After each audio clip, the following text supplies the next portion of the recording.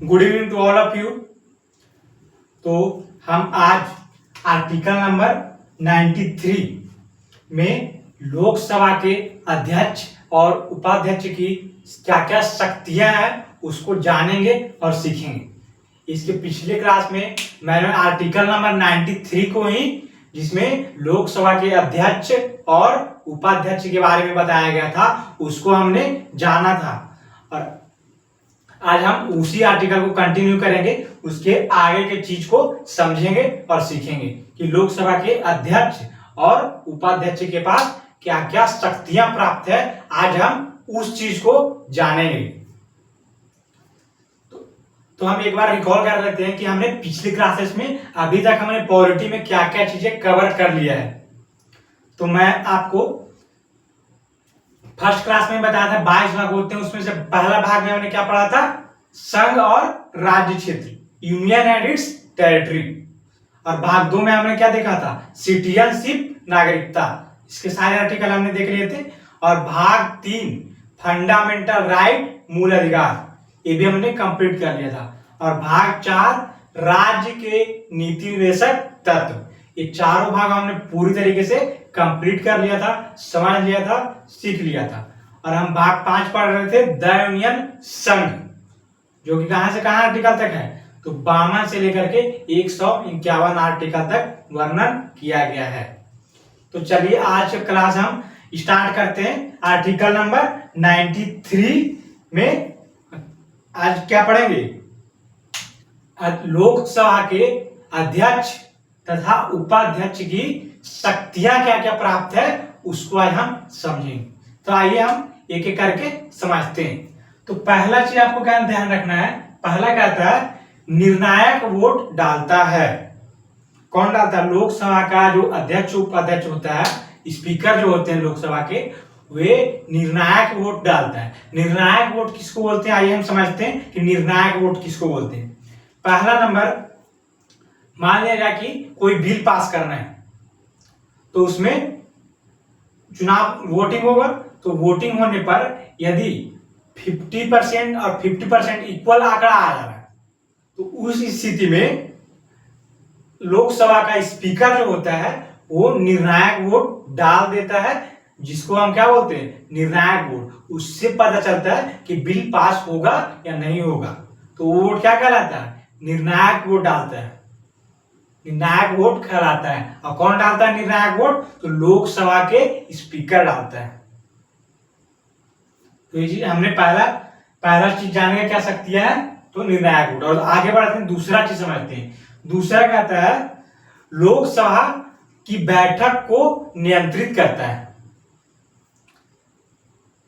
कौन नियंत्रित करता है, तो लोकसभा का स्पीकर, जो लोकसभा का अध्यक्ष होता है, वो लोकसभा में जो बैठक होती है उसको नियंत्रित करने का काम करता है। आइए आगे बढ़ते हैं, तीसरा पॉइंट समझते हैं। तो तीसरा पॉइंट कहता है कि जो सचिवालय होता है, संसद का सचिवालय, वो किसके अधीन होता है, तो लोकसभा के अध्यक्ष के अधीन होता है। तो इसमें एक वर्ड है सचिवालय। तो सचिवालय किसको बोलते हैं, सचिवालय जो होता है वो वास्तव में देश को संभालने का काम किसका होता है, सब सचिवालय का होता है। जो इस सचिवालय में कौन बैठे होते हैं, तो जो एक्सपीरियंस आईएएस ऑफिसर होते हैं 20 साल के, उनको बिठाया जाता है। वो सचिव होते हैं जितने भी, तो सचिवालय किस में बैठे होते हैं, सचिव जो होते हैं एक्सपीरियंस आईएएस ऑफिसर, उसमें सचिवालय में बैठे होते हैं। तो उसका अध्यक्षता कौन करता है, तो उसका अध्यक्षता लोकसभा का स्पीकर करता है। ये भी पॉइंट हमने समझ लिया, तीसरा पॉइंट। आइए आगे बढ़ते हैं, चौथा कहता है विदेश जाने वाले सांसद, यदि कोई सांसद है वो विदेश जाना चाहता है, तो किससे अनुमति लेगा, अध्यक्ष से अनुमति लेकर के विदेश जाएगा। ये कहता है चौथा, ये चौथी शक्तियां हैं, किसकी शक्तियां हैं, लोकसभा के अध्यक्ष की शक्तियां हैं। ये चौथी नंबर की शक्तियां हैं। तो आइए बढ़ते हैं पांचवा नंबर है गणपूर्ति। कितना है, 1/10 सीट। यदि सदन में 1/10 सीट से कम लोग उपस्थित हैं, तो लोकसभा की कार्यवाही को रोक दिया जाता है। कौन रोकते हैं? तो लोकसभा का स्पीकर रोकता है। ये उसके पास शक्ति प्राप्त है, किसको? लोकसभा के अध्यक्ष को, कि 1/10 सीट से कम लोग उपस्थित होंगे तो उसे उस कार्यवाही को रोक दिया जाएगा। आगे बढ़ते हैं, छठा देखते हैं 6 नंबर क्या कहता है। 6 नंबर है संयुक्त अधिवेशन। संयुक्त अधिवेशन की अध्यक्षता कौन करते हैं? तो लोकसभा के स्पीकर करते हैं। तो आपको यहाँ पर संयुक्त अधिवेशन जो शब्द है समझ नहीं आ रहा होगा कि संयुक्त अधिवेशन क्या है। तो आइए मैं आपको बताता हूं संयुक्त अधिवेशन किसको बोलते हैं, जिसकी अध्यक्षता स्पीकर करते हैं। जैसे कि कोई बिल है, ठीक है, उसको पास कर रहे हैं तो पहले वो लोकसभा में पास होगा, फिर राज्यसभा में पास होगा। दोनों जगह से पास होगा तो बिल, उसके बाद राष्ट्रपति उस पर साइन करेंगे तो बिल क्या बन जाएगा? कानून बन जाएगा। तो उसी प्रकार जब एक कंडीशन ऐसा होता है कि लोकसभा कहता है कि हम इस बिल को पास करेंगे और राज्यसभा कहता है कि नहीं हम इसको नहीं पास करेंगे, तो इस कंडीशन में क्या कराया जाता है? राष्ट्रपति कहते हैं कि तुम लोग झगड़ा मत करो। राष्ट्रपति संयुक्त रूप से लोकसभा में जितने भी लोकसभा के सदस्य हैं, राज्यसभा के सदस्य हैं, दोनों के सदस्यों को एक जगह लोकसभा में बिठा दिया जाता है। उसको बोलते हैं संयुक्त अधिवेशन। तो आपको समझ में आ गया संयुक्त अधिवेशन किसको बोलते हैं? तो वही चीज है संयुक्त अधिवेशन। यही संयुक्त अधिवेशन जो होती है उसकी अध्यक्षता कौन करते हैं? तो लोकसभा के स्पीकर करते हैं, राज्यसभा के सभापति नहीं करते। तो यहाँ पर क्या समझ में आता है कि पावर ज्यादा किसके पास है? लोकसभा के पास है या राज्यसभा के पास है? पावर ज्यादा लोकसभा के पास है। चीज आपको समझना है। तो ये हमने छठा नंबर में देखा, उम्मीद करता हूं आप समझ गए होंगे। आगे बढ़ते हैं, सातवां देखते हैं। सातवां क्या कहता है? तो सातवां कहता है कि संसद के समिति के जो सदस्य होंगे उसकी नियुक्ति भी कौन करेंगे? तो लोकसभा के अध्यक्ष करेंगे। तो संसद समिति हम आगे पढ़ेंगे तो उसको हम आगे हम इसको पूरी तरीके से समझेंगे। तो ये था सातवां। आठवां है निर्णायक मत। अध्यक्ष अपने मत का प्रयोग नहीं करते हैं, वो सिर्फ निर्णायक मत का प्रयोग करते हैं। जब 50-50 पर मामला अटका रहता है उस टाइम जब निर्णायक वोट डालना रहता है केवल उस समय लोकसभा के अध्यक्ष अपना वोट डालता है। तो ये था आठवां। आगे समझते हैं, आगे क्या कहता है? आगे कहता है कि अध्यक्ष की दंडात्मक शक्तियां, लोकसभा के अध्यक्ष की क्या क्या दंडात्मक शक्तियां प्राप्त है उसको हम जानते हैं। तो उसमें पहला पॉइंट क्या कहता है वो समझते हैं। पहला कहता है अनुशासनहीनता करने पर लोकसभा में सदस्यों को निलंबित कर दिया जाता है। जब ज्यादा हो हल्ला हो रहा हो, अनुशासनहीनता हो रहा है तो उस समय क्या करेंगे? सदस्य को निलंबित कर दिया जाता है। ये था पहला पॉइंट।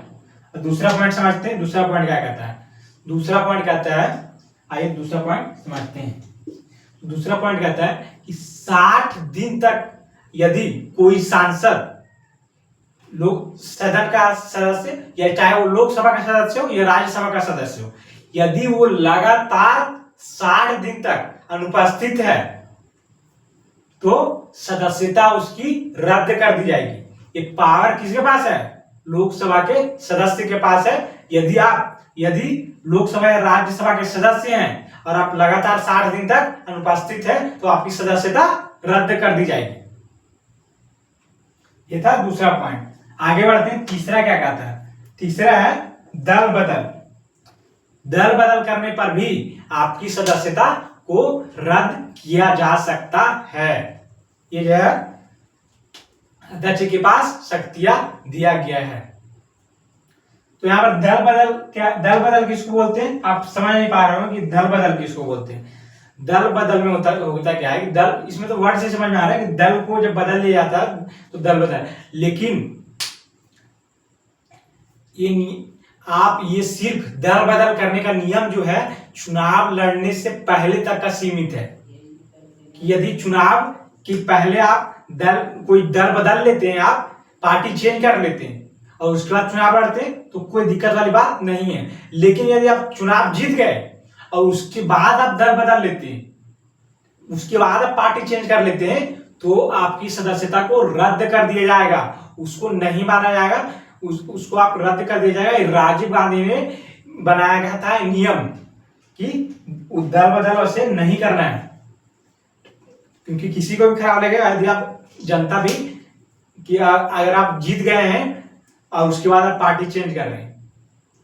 पार्टी अगर आपको चेंज करना है तो चुनाव के पहले चेंज कीजिए, चुनाव में जीतने के बाद आप पार्टी चेंज नहीं कर सकते हैं।